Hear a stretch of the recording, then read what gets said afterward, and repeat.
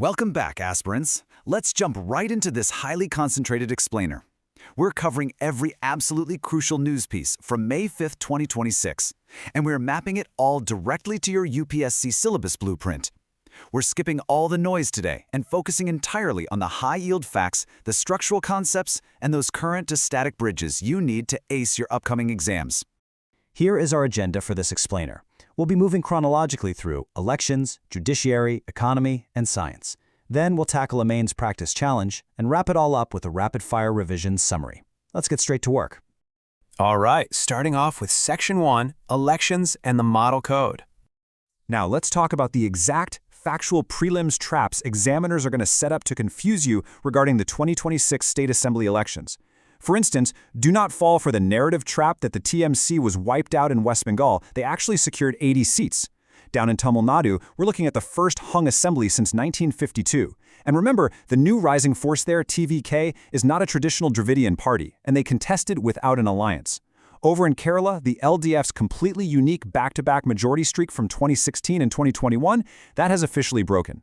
And a quick fact check for Puducherry, it's the AINRC that heads the NDA coalition there, not the BJP. Make sure you keep these distinct facts crystal clear. Let's look at how this connects to your static syllabus. We all saw the massive debate over a Doordarshan broadcast during the elections, right? Well, from a UPSC lens, the static takeaway is that the Model Code of Conduct has absolutely no statutory backing. It's not a law. Instead, the Election Commission enforces it using its plenary powers under Article 324 of the Constitution, alongside specific provisions like Section 123(3) and 7 of the Representation of the People Act 1951, which deal with corrupt practices. Moving right along to Section 2, Judiciary and Citizen Rights. This next one is absolutely crucial for your GS2 paper. It's a textbook example of judicial activism filling a legislative vacuum. The Supreme Court utilized Article 142 to bridge a critical gap in disability rights. You see, previously, the Rights of Persons with Disabilities Act of 2016 only covered victims who had acid thrown on them. The court has now expanded this to include survivors of forced acid ingestion. By invoking its extraordinary powers under Article 142, the court directed this to apply retrospectively from 2016. This instantly opens up disability certificates, monetary support, and identity cards to these marginalized victims. A real game changer.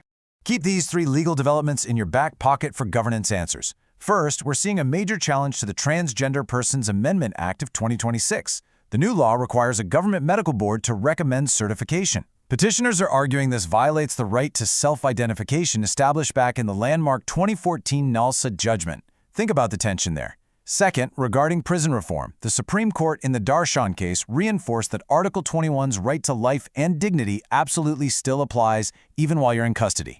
And finally, for GS3 environment, note that the Allahabad Haha Court ruled the Forest Rights Act 2006 contains a notwithstanding clause. That means it legally overrides earlier conflicting court orders regarding tribal rights. Okay, let's shift gears. Section 3, Economy, Energy, and Healthcare.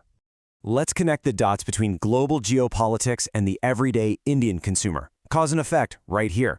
As a geopolitical cause, the UAE has formally exited OPEC over production quota disputes, and military tensions are surging in the Strait of Hormuz. So what's the immediate economic effect on us? With Brent crude nearing $110 a barrel, the Indian rupee has crashed to an all-time low of 95.23 against the US dollar. On top of that, due to these supply disruptions, our domestic LPG consumption actually fell by 16% in April. Bringing it all together on this flowchart, when roughly 20% of global oil passing through the Strait of Hormuz is threatened, India, which imports about 88% of its oil, is highly exposed. The static link you need to know here is our strategic petroleum reserves. India currently has 3 operational sites, Mangalore, Padur, and Visakhapatnam. But here's the kicker. Combined, they only provide about 9.5 days of consumption cover, just 9.5 days. That is a massive vulnerability for our GS3 energy security, pushing the urgent need for diversification and green energy transitions. Now take a look at the stark contrast on this chart regarding domestic healthcare costs. While the government's economic survey reports medical inflation at around 3%, independent reports peg it closer to 13%. But the reality hits hard when you look at out-of-pocket expenditure. A recent NSS survey reveals that average out-of-pocket expenses for a single hospitalization in a private facility tower at over 50,000 rupees. Compare that to just 6,600 rupees in a government hospital. Considering over 61% of hospitalizations happen in the private sector and less than half of Indian households have health insurance, well, this is a glaring, systemic issue for your GS2 Health and Governance syllabus. Next up, Section 4, Science, Exams, and Ethics. We've got some heavy hitters for GS3 here. The NISAR satellite, a joint venture between NASA and ISRO, is already yielding incredible data. It recently tracked Mexico City subsiding, or sinking, at an alarming rate of about 24 centimeters per year. Imagine a whole city sinking that fast. On the domestic governance front, the CUET undergraduate exams are facing massive logistical controversies with over 14 lakh registrations. The static takeaway you must know for prelims: the National Testing Agency itself was established in 2017 under the Societies Registration Act, operating under the Ministry of Education. All right, time to put all this to the test. Section 5, Mains Practice Challenge. This is a fantastic 15-marker for GS2. It asks you to critically analyze if the 2026 elections indicate a shift towards structural dominance for the ruling party. As future civil servants, your job here isn't to take a political side, not at all. Your job is to neutrally weigh the mechanics of electoral outcomes against deeper institutional and structural architectures, based purely on the data we have. So, how do we structure a high-scoring, completely neutral essay? Here's your framework. Start by defining structural versus electoral dominance.